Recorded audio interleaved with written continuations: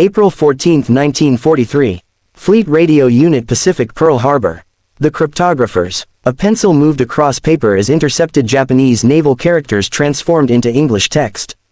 The message originated from Commander-in-Chief Combined Fleet. Inspection tour schedule for Admiral Yamamoto. Detailed itinerary including exact arrival times at forward bases. Departure 0600 hours. Tokyo time, April 18 from Rabble. Arrival Balal Airfield. 0800 hours Tokyo time. Transport via 2 Type 1 medium bombers. Escort complement 60 fighters. Technical Sergeant Harold Fudena, a Nisi translator with the Military Intelligence Service, CH checked his translation against the original cipher. The precision of Japanese military planning had provided extraordinary detail, exact times, specific aircraft types, precise routes. Commander William Goggins, directing FRUPAC operations, immediately recognized the message's significance.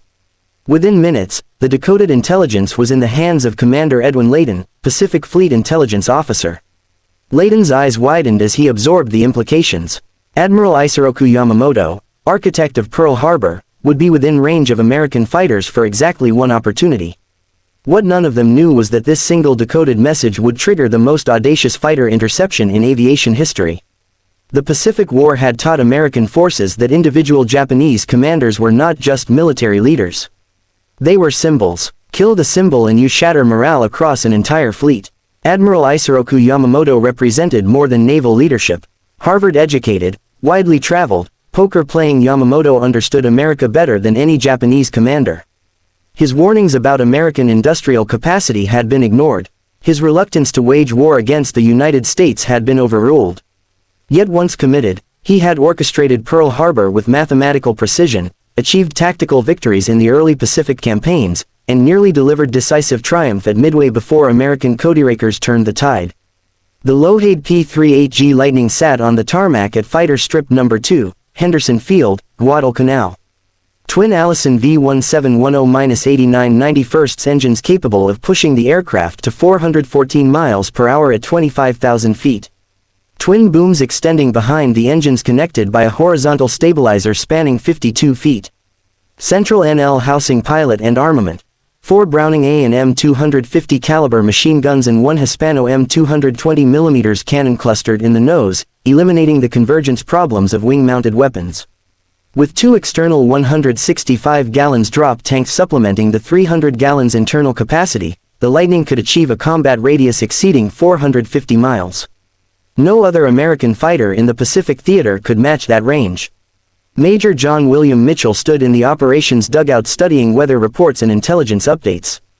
Commander of the 339th Fighter Squadron, 347th Fighter Group, Mitchell had logged over 2,000 flight hours in everything from basic trainers to the latest fighters. His mind processed the tactical problem with the precision of a navigation computer. Distance from Guadalcanal to intercept point, 435 miles direct. But direct flight would take them over Japanese-held islands bristling with radar installations and coast watcher observer posts.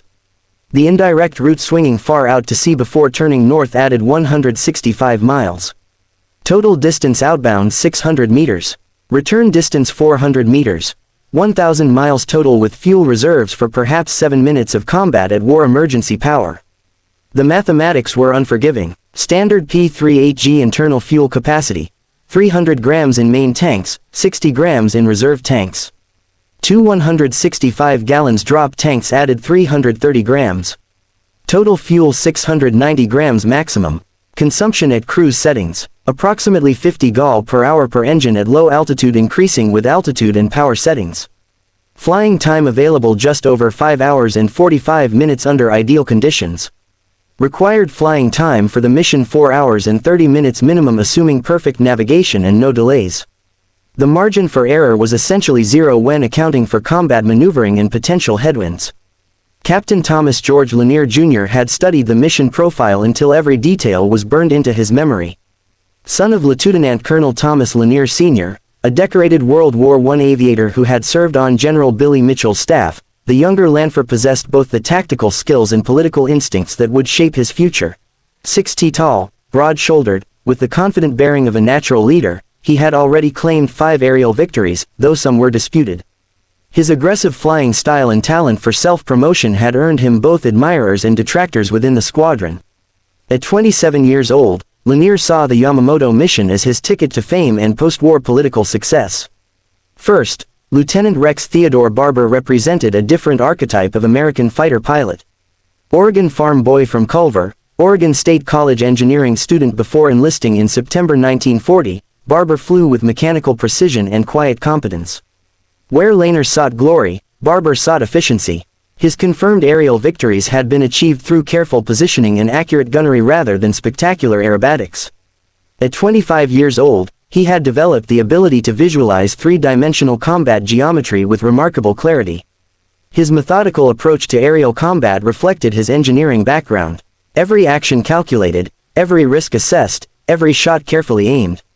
Aboard Mitsubishi G4M1 Type 1 Bomber No. 323 at Lakunai Airfield, Rabiel Admiral Yamamoto reviewed the inspection schedule with his staff. The Betty Bomber, as Americans called it, represented both Japanese ingenuity and compromise. Exceptional range of 2,850 miles achieved through minimal armor protection and lack of self-sealing fuel tanks. Maximum speed of 265 miles per hour at 19,685 feet. Cruise speed of 200 miles per hour. The aircraft's vulnerability had earned it the nickname Hamaki, cigar, or Type 1 lighter among Japanese crews, a grim reference to its tendency to burst into flames when hit. But for this mission, 6A6M3 Model 32, 0 fighters from the 204th Air Group would provide escort protection. Yamamoto at 59 years old remained Japan's most formidable strategic thinker. Born Isoroku Takano, later adopted into the Yamamoto family, he stood 5 feet 3 in tall, but carried himself with the dignity expected of a samurai descendant. His left hand bore evidence of combat at the Battle of Tsushima Strait on May 27, 1905. The index and middle fingers lost to Russian shrapnel when a gun turret exploded aboard the armored cruiser Nishin. The injury had never diminished his passion for calligraphy, his skill at poker, or his ability to command respect through sheer force of personality. During his time at Harvard University from 1919 to 1921, he had hitchhiked across America, observing automobile factories in Detroit, oil refineries in Texas, aircraft manufacturing plants in California. The experience had convinced him that war with America was ultimately unwinnable, a conviction he expressed in his famous quote about running wild for 6 months before inevitable defeat. The American plan depended on signals intelligence maintaining absolute secrecy. If Japanese naval command suspected their codes were compromised, they would cancel Yamamoto's flight or alter the schedule. The CRIP analysis team at Station Hypo, now redisated as Fleet Radio Unit Pacific, had been breaking JN-25 variants since before the Battle of Midway. Their ability to read Japanese naval traffic had become increasingly sophisticated, progressing from partial decrypts to nearly complete message recovery. But each decoded message risked revealing American capabilities. The decision to act on the Yamamoto intercept had required approval from Admiral Chester Nimitz, commander of the Pacific Fleet, Admiral William Bull Halley, commander of the South Pacific Area, Rear Admiral Mark Mitchell, Commander Solomons, and ultimately President Franklin Roosevelt himself, who allegedly gave the simple order, "Get Yamamoto." The intercept planning fell to multiple officers working in coordination. Marine Major John Condon, operations officer for Commander Aircraft Solomons, created the initial flight plan, calculating fuel consumption and navigation waypoints. His plan was reviewed and discarded by Mitchell, who found the air speeds and timing estimates unsuitable for the P-38's capabilities. Mitchell recalculated everything from scratch, working with his pilots through the night to develop a plan that maximized their chances while minimizing detection risk. The final route consisted of 5 precisely calculated legs, each designed to avoid Japanese radar coverage while accounting for wind drift and magnetic deviation. Intelligence analysis suggested multiple factors favoring the mission. The date, April 18, marked exactly 1 year since the Doolittle Raid on Tokyo, providing symbolic significance. Weather forecasts indicated favorable conditions with scattered clouds and good visibility. Most critically, the Japanese appeared to have no suspicion that their codes were compromised. Radio traffic analysis showed normal operational patterns with no indication of increased security measures. The element of surprise, if achieved, would be total. The Zero escort presented a formidable challenge that occupied much of the mission planning. The Mitsubishi A6M3 Model 320 possessed superior maneuverability to the P-38 at medium and low altitudes. Maximum speed of 336 miles per hour at 19,685 feet, climb rate of 3,100 feet per minute, and the ability to turn inside any American fighter with a turning radius of less than 1,000 feet. But the Zero achieved these capabilities through radical weight reduction, empty weight of only 3,980 pounds compared to the P-38's 12,780 lb. No armor. Protection for the pilot beyond a single 55 mm thick piece of bulletproof glass. No self-sealing fuel tanks, making it vulnerable to incendiary ammunition. Structural strength calculated to the absolute minimum requirements. In a turning dog fight below 20,000 feet, the Zero would destroy a P-38. But in a high-speed diving attack utilizing superior firepower and structural strength, the Lightning held decisive advantages. Lieutenant Besby Frank Holmes had analyzed Zero combat tactics throughout his tour in the Solomons. The Japanese pilots typically maintained close escort formation, positioning themselves 1,000 to 1,500 feet above and slightly behind the bombers in 2-3 plane chai formations. Standard doctrine called for the escorts to immediately engage any attacking fighters while the bombers continued to their destination, relying on speed and defensive armament for protection. But American intelligence had noticed a pattern. When caught by surprise, Japanese formations often reacted slowly to attacks from unexpected angles, particularly from below and behind. The key would be achieving complete tactical surprise despite approaching across 600 meters of open ocean in broad daylight. April 17, 1943. The mission briefing began at 2000 hours in the packed operations tent. Rear Admiral Mark Mitcher, Commander Air Solomons, personally addressed the assembled pilots. Known for his advocacy of naval aviation and his command of USS Hornet during the Doolittle Raid exactly 1 year earlier, Mitcher understood the mission's significance. 18 Page 38s would participate in the operation. 4 aircraft designated as the killer flight would attack the bombers directly. 12 aircraft would provide top cover against the anticipated response from Kahili Airfield's 750 fighters. 2 additional aircraft would serve as spares in case of mechanical failures. The pilots selected for the killer flight, Captain Lanphier, Lieutenant Barber, Lieutenant Holmes, and Lieutenant Raymond K. Hine. The spare pilots, Lieutenants James Lanahan and Joe Moore. Mitchell's navigation plan reflected both brilliance and necessity born from extensive overwater navigation experience. Leg 1, magnetic heading 265 degrees for 55 minutes at 30 to 50 feet altitude covering 183 miles. Leg 2 heading 290 degrees for 27 minutes covering 89 miles. Leg 3 heading 305 degrees for 38 minutes covering 125 miles. Leg 4 heading 330 degrees for 16 minutes covering 52 miles. Leg 5 heading 290 degrees for 21 minutes covering 70 miles while climbing to attack altitude. Each leg calculated to avoid Japanese observation posts on New Georgia, Villa Lavella, and the Treasury Islands while compensating for forecast wind drift. No margin existed for navigation error. A deviation of 1 degree sustained over the distance would put them miles off course with insufficient fuel to search for the target. The pilot survival equipment reflected the mission's desperate nature. Mae West life preservers in case of water landing, though survival chances in shark-infested waters were minimal. Jungle survival kits containing water purification tablets, emergency rations, fishing line, and basic medical supplies for bailouts over Bougainville. Each pilot carried a Coltum 1911A1, 45 caliber pistol with extra magazines, knowing that capture meant certain execution. Japanese treatment of downed American aviators had become increasingly brutal as the war progressed. Intelligence reports from rescued prisoners described beheadings, medical experiments without anesthesia, and confirmed cases of cannibalism. The pilots understood that running out of fuel over water meant almost certain death from exposure to sharks. Mechanical failure over Japanese territory meant something worse. Lieutenant Colonel Luther S. Moore, the weather officer, reviewed meteorological data. 1 final time. Surface winds from the southeast at 8 knots. Winds at 5,000 feet from the south at 15 knots. Winds at 10,000 feet from the southwest at 22 knots. Tropical weather patterns in the Solomon Islands were notoriously unpredictable. A storm system developing anywhere along the route could doom the mission. Even unexpected headwinds might leave the P-38S without sufficient fuel to return.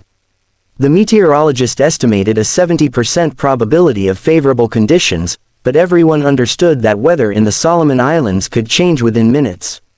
Towering cumulus clouds could develop from clear skies in less than an hour. Radio silence would be absolute until contact with the enemy. The P-38's SCR-274N radio sets had been specially tuned to frequency 6,710 kilocycles, unlikely to be monitored by Japanese listening posts, but any transmission risked alerting enemy forces. Mitchell would navigate for the entire formation using dead reckoning, compass, airspeed indicator, clock, and mental calculation. No radio beacons to confirm position. No landmarks over the endless Pacific swells except occasional islands that had to be avoided. One man's navigation skills would determine whether 18 aircraft found a target or disappeared into the vast Pacific. Lieutenant Julius Jack Jacobson checked his aircraft's weapons one final time. The 4 Browning Annam 250 caliber machine guns each carried 500 rounds of M2 ball, M1 incendiary and M2 armor-piercing ammunition in linked belts. Rate of fire 750 to 850 rounds per minute per gun. The 20mm Hispano M2 cannon carried 150 rounds of high-explosive and armor-piercing shells. The concentrated firepower in the P-38's nose created a convergence zone of destruction that could soar through a bomber's wing spar in seconds. But ammunition consumption at maximum rate meant less than 37 seconds of firing time for the machine guns and less than 12 seconds for the cannon. Every burst had to count. In the pre-dawn darkness of April 18, ground crews performed final preparations under the supervision of their crew chiefs. Master Sergeant Leo B. Godfrey supervised the arming crews, ensuring every round was properly seated and every belt correctly aligned. Fuel tanks topped off to absolute capacity with 100-octane aviation gasoline. Internal tanks filled to 360 grams. Drop tanks verified at 160 grams each. Ammunition belts loaded with the prescribed mixture of ball, armor-piercing, and incendiary rounds in a 4:1:1 ratio. Drop tank attachments checked and rechecked. A mechanical failure in a single shackle could abort an aircraft's participation or worse, cause a tank to hang up and create fatal drag. Oil levels verified, hydraulic pressures checked, control surfaces inspected for full range of motion. The Japanese Navy's 11th Air Fleet at Rabaul operated under strict protocols for high-ranking officer transport. Vice Admiral Janichi Kusaka, commander of the Southeast Area Fleet and Yamamoto's subordinate, had argued against the inspection tour. American fighter activity had increased dramatically around Bougainville following the Japanese evacuation of Guadalcanal in February. Intelligence reports suggested the Americans had nearly 200 fighters operating from Guadalcanal, the Russell Islands, and other forward bases. But Yamamoto insisted on personally congratulating the pilots of Operation Igo, the recent Japanese air offensive that claimed dramatically inflated victories against American shipping. Reports of 1 cruiser, 2 destroyers, and 25 transports sunk when actual losses were 1 destroyer, 1 corvette, 1 tanker, and 2 cargo ships. Chief Petty Officer Hiroshi Hayashi supervised the preparation of Yamamoto's aircraft at Lakunai Airfield. Betty Bomber Tail No. 323 from the 705th Air Group had been selected for its excellent maintenance record and reliable engines. The aircraft had completed 47 combat missions without significant mechanical failure. Additional fuel tanks had been installed in the bomb bay to ensure adequate reserves. The admiral's seat had been positioned on the left side behind the pilot, providing the best view for aerial observation. A special mounting had been installed for Yamamoto's personal katana sword, a family heirloom dating to the 16th century Momoyama period. The escort fighters came from the 204th Air Group, an elite unit with extensive combat experience over the Solomons. The 6 pilots selected averaged over 500 combat hours each. Among them was Petty Officer First Class Shoi Sugita, who would later become one of Japan's leading aces with over 70 victories before his death in April 1945. Also flying escort was Petty Officer First Class Kenji Yunaga, a 100-mission veteran who felt deeply honored to protect the combined fleet commander. They had faced American P-38s, P-39s, P-40s, and F-4F Wildcats in numerous engagements. The Lightning's speed advantage diminished below 15,000 feet due to compressibility effects and the Zero's superior power-to-weight ratio at low altitudes. Its turning radius at low altitude exceeded the Zero's by a factor of 2.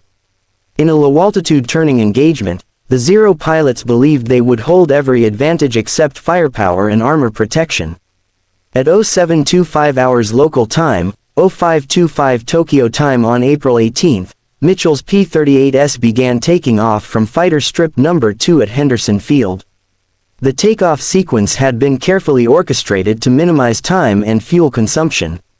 Mitchell led the procession, followed by his flight of 3, then Lanier's killer flight, then the cover flights. Lieutenant Lanahan's aircraft suffered a blown tire on takeoff roll.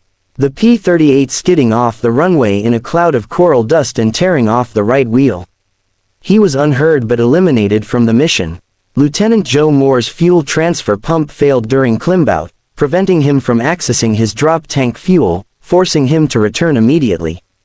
16 Page 38S continued the mission, 2 fewer than planned. The margin for error, already razor-thin, had diminished further. Mitchell led the formation at exactly 30 to 50 feet above the water to avoid Japanese radar detection. Salt spray coated the windscreens within minutes, requiring frequent